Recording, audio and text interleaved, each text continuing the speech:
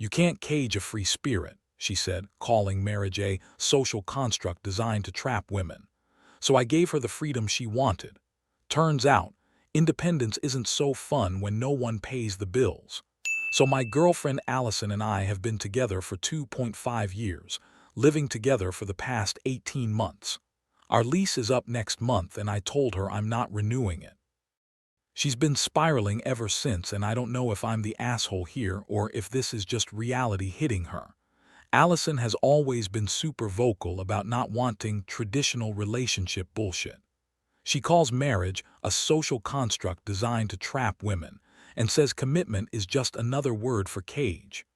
Cool, whatever works for her. I never pushed marriage or anything serious because honestly I was fine with keeping things casual too. She's fun and we have good chemistry, but here's where it gets weird. Despite all her talk about freedom and independence, Allison has never really taken care of herself. Like, she works part-time at a yoga studio, maybe 15 hours a week, and does some Instagram wellness coaching thing. When we moved in together, I was paying probably 80% of everything. She said it was temporary until her business took off, but that was 18 months ago. A few months back, I started thinking about the future. I'm 29, have a good job in tech, and I want to buy a house, maybe start building something real. I brought up the idea of us getting more serious, not necessarily marriage right away, but at least talking about long-term goals, maybe her contributing more financially so we could save together. That's when she lost it. Here's basically how that conversation went. Her, "Oh my God, here we go. You're trying to change me into some suburban housewife stereotype." Me, "I'm not trying to change you. I'm asking if you want to build something together." Her, "Build what? A cage? Because that's what this is. You want to trap me in some boring, soul-crushing life just because you're getting old and desperate." Me, "Desperate? I'm talking about basic partnership." Her, "No, you're talking about control.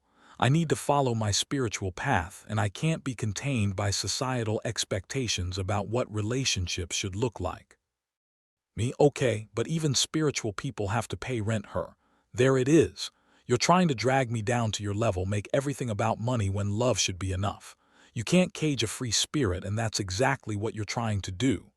The word cage came up like 6 more times in that conversation. Apparently wanting your girlfriend to contribute financially is the same as imprisoning her. Fine. I heard her loud and clear. If commitment is a cage and she doesn't want to build anything together, then we shouldn't be living together like we're building something together, right? Makes perfect sense to me. So when our landlord asked about renewing the lease, I told him no. I found a smaller place for just me. Gave Allison 2 months' notice, which is more than the lease requires, and told her she'll need to figure out her own living situation since she values her independence so much. You'd think someone who calls commitment a cage would be thrilled about this, right? Wrong.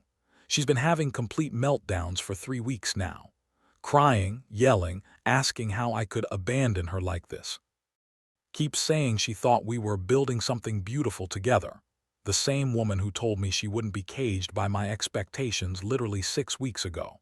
The cognitive dissonance is insane. She wants all the benefits of a committed relationship, but none of the actual commitment part. Yesterday she asked if we could just stay roommates and split the rent 50-50 on a new place. I asked her how she'd pay her half since she makes about $400 a month total. She said she'd figure it out, and I was being financially controlling by bringing up math. Apparently basic arithmetic is now a form of abuse. I'm moving out in 2 weeks. She keeps alternating between calling me heartless and begging me to reconsider. Her latest strategy is telling everyone that I'm kicking her out and making me look like the bad guy. This whole thing has me questioning everything. Like, did I miss something? Is there a way to have a relationship with someone who wants all the benefits but none of the responsibility? Because right now it feels like she just wanted a dad, not a boyfriend. Edit. A few people are asking about her family. Her parents are pretty well off, but they've been pushing her to get serious about life for years. She's been avoiding them lately because they keep asking when she's going to get a real job. I think part of why she moved in with me was to avoid moving back home. For everyone asking why I stayed this long, honestly, it was comfortable. She's fun when she's not being dramatic, and I guess I thought she'd eventually grow up. Classic mistake, I know. Update 1. Posted 2 weeks ago first, thanks to everyone who responded to my original post. Reading all your comments made me realize I wasn't crazy. So here's what happened after my last post. I thought giving her 2 months' notice was generous, but apparently Allison had convinced herself I was bluffing. She kept acting like nothing was changing, even started talking about our plans for next month like we weren't splitting up. When I started packing boxes last weekend, reality finally hit her. That's when the real manipulation began. Suddenly, she was the perfect girlfriend. Made me breakfast every morning, wanted to have deep conversations about our relationship, kept telling me how much she loved me and couldn't live without me. She even cleaned the apartment, which was shocking since getting her to do dishes was usually like pulling teeth. She kept saying things like, "I know I haven't been the best partner, but I'm ready to change. And I realize now that I was scared of how much I love you." For about 2 days, I almost bought it. She seemed genuinely remorseful and like maybe she was finally ready to be an adult. But then I found out she'd applied for exactly 0 apartments or figure out her living situation. When I asked about it, she said she was focusing on fixing us first because that was more important than logistics. Translation: she was hoping the love bombing would work and she wouldn't have to actually deal with reality. When the girlfriend act didn't work, she pivoted to her spiritual bullshit. Suddenly, our relationship was divinely guided, and breaking up would be going against the universe's plan for us. She started leaving crystals around the apartment and burning sage constantly. She told me she'd had a vision during meditation that we were twin flames, meant to help each other grow, and that my wanting to leave was just my ego resisting spiritual evolution. The best part was when she told me that her tarot cards said we were supposed to stay together and work through this. I asked if the cards mentioned anything about her getting a job, and she said I was mocking her spiritual practice and being energetically violent. When the spiritual angle failed, she went nuclear on social media, posted this long Instagram story about how toxic masculinity was destroying our relationship and how I was trying to control her divine feminine energy.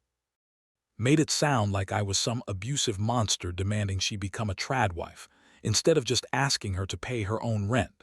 Her wellness coach friends all started commenting support, telling her she was too pure for this world, and that I obviously couldn't handle a woman who knew her worth. None of them mentioned that knowing your worth typically involves being able to pay for your own food.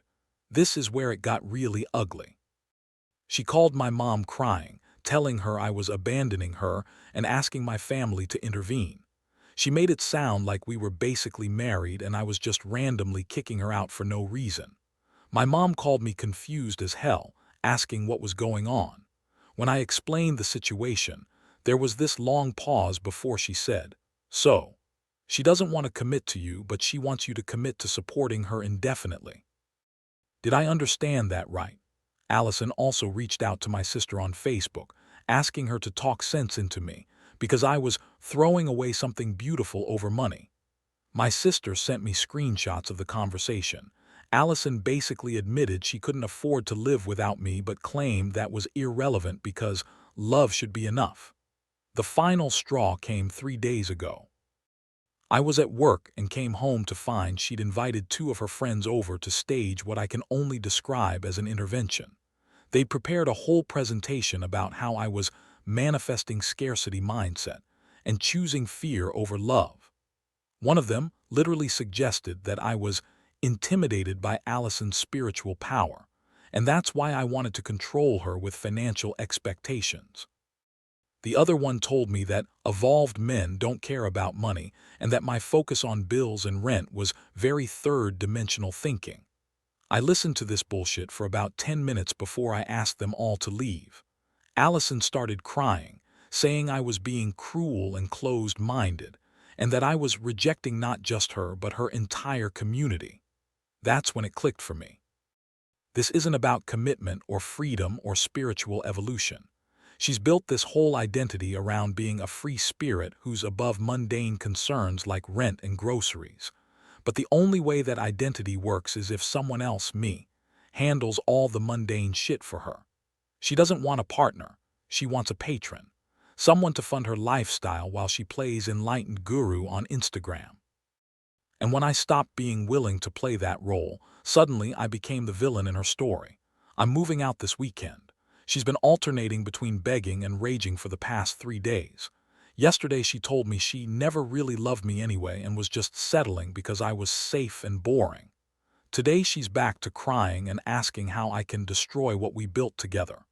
The thing is, we didn't build anything together.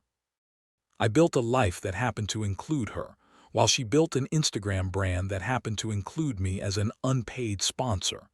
I'm done setting myself on fire to keep someone warm who won't even acknowledge that fire is hot. Edit. A bunch of people are asking what she's going to do for housing. As of today, she still hasn't applied for any apartments or reached out to potential roommates. She keeps insisting this is all going to work out because the universe will provide. I guess we'll see how that goes. Update 2. Posted 1 week ago. Jesus Christ, you guys. This week has been absolutely unhinged. I thought I'd seen the worst of Allison's manipulation tactics, but apparently she was just getting warmed up. I'm writing this from my new apartment because I moved out yesterday.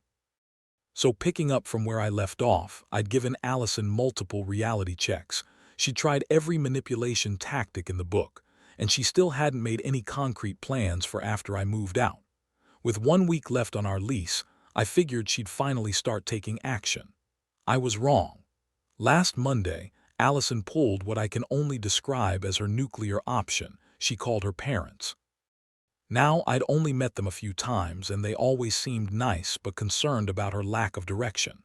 Turns out, she'd been telling them our entire relationship that I was supporting her dreams and we were building something together. Her dad called me Tuesday morning. He was polite but clearly confused, asking if there was anything he could do to help us work things out. I explained the situation as diplomatically as possible, that Allison and I wanted different things.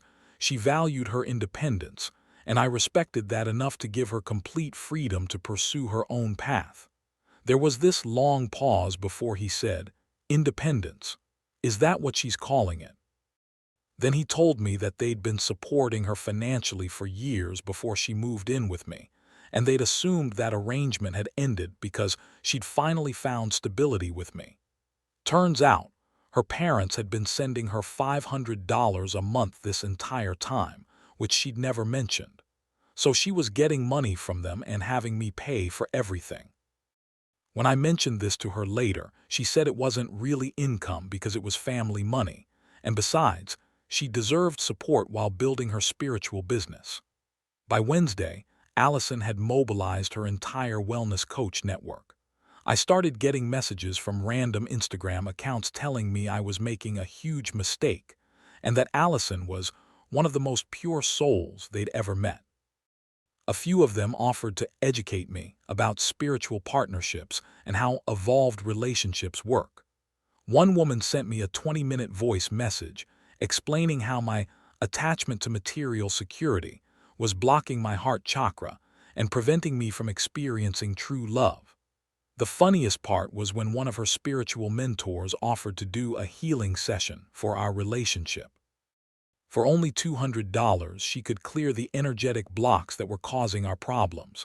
I declined, which apparently made me resistant to growth and healing. Allison was eating this up, posting constantly about how her soul tribe was supporting her through this spiritual attack from someone who couldn't match her vibration. She was positioning herself as some kind of martyr, being persecuted for her enlightenment. Thursday was when everything fell apart. I was packing my last boxes when Allison's phone rang. It was her landlord from before we moved in together. Apparently, she'd never paid the final month's rent when she moved out to live with me, and it had been sent to collections. He was calling because the collection agency had finally tracked her down. She owed $1,400 plus fees, and they were threatening to sue. She'd been hiding this debt for over a year, letting it pile up while I paid for everything, and she spent her parents' money on crystals and wellness courses. When she hung up, I asked her about it. That's when she completely lost it. Started screaming about how unfair it was that she had to worry about low vibrational things like debt when she was trying to raise the consciousness of humanity. Said it wasn't her fault that society was built around money instead of love. I pointed out that debt is what happens when you take things without paying for them, and that had nothing to do with consciousness or vibration. She threw a freaking crystal at me, a rose quartz, which would be ironic if it wasn't so insane. Friday was my last day in the apartment, and Allison pulled out her final card. She claimed to be pregnant. Said she just found out and we needed to table everything until we figured out what to do about the baby. I asked to see the test. She said she'd thrown it away because she was in shock. I offered to go buy another test so we could confirm. She said that would be traumatic for her and I was being insensitive to her emotional state. Here's the thing, we haven't slept with each other in 3 weeks, not since this whole drama started. When I pointed that out, she said it must have happened before then and she was just now showing symptoms. I told her I'd be happy to support her through a pregnancy, but we should probably confirm it with a doctor before making any major decisions. She started crying and saying I didn't believe her and that my lack of trust was destroying our relationship. By Saturday morning, she dropped the pregnancy thing entirely and was back to begging me not to leave. Yesterday was the actual move. I hired movers and got my stuff out while Allison sat on the couch crying and live streaming herself on Instagram, talking about how she was experiencing a spiritual death and rebirth as I loaded boxes into the truck. Her followers were eating it up, sending hearts and supportive comments about how she was releasing what no longer served her and making space for her true soulmate. The cognitive dissonance was incredible. She was simultaneously devastated that I was leaving and pretending it was her choice to let me go. When the movers left with my furniture, the apartment looked completely different. Turns out, almost everything had been mine. The couch, the TV, the dining table, most of the kitchen stuff, even the decent bed. She was left with basically a yoga mat, some pillows on the floor, and about 50 crystals. That's when reality really hit her. She called her parents crying, and I could hear her dad on speakerphone asking where she was planning to live. She kept saying she didn't know, and he was getting more frustrated, asking why she hadn't figured this out weeks ago. The call ended with him telling her she could come home, but she'd have to follow their rules, no more spiritual business, time to get a real job and start acting like an adult. She hung up on him. As I was doing my final walkthrough, she suddenly grabbed my arm. "Wait, please, don't do this," she said, tears streaming down her face. "I'll do anything. I'll get a real job, I'll pay half the rent. We can even talk about marriage if that's what you want." I gently pulled my arm free. "Allison, I don't want someone who needs the threat of homelessness to finally consider contributing to a relationship. Partnership should be something you want, not something you'd only do to avoid consequences." Her face crumpled. "You're heartless. You're abandoning me in my darkest hour when I need you most." I looked at her sitting there surrounded by crystals and yoga props, the same setup she'd used to justify not working for 2 years. "Remember 3 months ago when you told me commitment was a cage, that you wouldn't let me trap you in some boring life? You said you needed to follow your spiritual path and couldn't be contained by expectations." She stared at me, mascara running down her cheeks. "I'm not abandoning you," I continued. "I'm giving you exactly what you asked for, complete freedom from any cages or expectations. You should be happy." "That's not, I didn't mean," she stammered. "You did mean it, and that's okay. We just want different things." I told her to call if she had a real emergency, but otherwise we were done. She was still crying on her yoga mat surrounded by crystals when I closed the door for the last time. I'm writing this from my new place. It's smaller and costs more than half of what I was paying for our old place, but it's mine. I feel this incredible sense of relief, like I've been holding my breath for months and can finally exhale. Edit. For everyone asking what happened to her, as far as I know, she moved back in with her parents yesterday. Her Instagram has been radio silent since then, which is the longest she's gone without posting in the entire time I've known her. Final update, posted 3 days ago. Hey Reddit. I know a lot of you have been asking for updates, so here's what I hope will be the final chapter of this saga. It's been about 2 weeks since I moved out, and honestly, I feel like a completely different person. First off, living alone is amazing. I forgot what it was like to come home to a clean apartment that stayed clean. No crystals everywhere, no sage burning constantly, no one telling me that my need for organization was blocking my creative flow. I can watch TV without someone explaining how the shows I like are low vibrational. I can eat food I bought without wondering if it'll be there when I get home. The financial relief is incredible too. I'm actually saving money even though my rent is higher. No more surprise charges on my credit card for her essential oils or spiritual courses. Last weekend, I was at a coffee shop near my old neighborhood when I saw Allison with some guy I didn't recognize. They were sitting close together, and she was doing her whole wounded spiritual goddess routine, the same one she'd used on me when we first met. I couldn't hear what she was saying, but I could see her wiping away tears while he looked concerned and protective. She was wearing this flowy white dress that screamed, "I'm too pure for this cruel world," and he was eating it up. Poor bastard had no idea what he was walking into. Later that day, her Instagram was back in full force. Posted a picture of a sunset with some quote about how the universe always provides exactly what you need, exactly when you need it. Then another post about divine timing, and how, when you release what no longer serves you, you make space for your true blessings.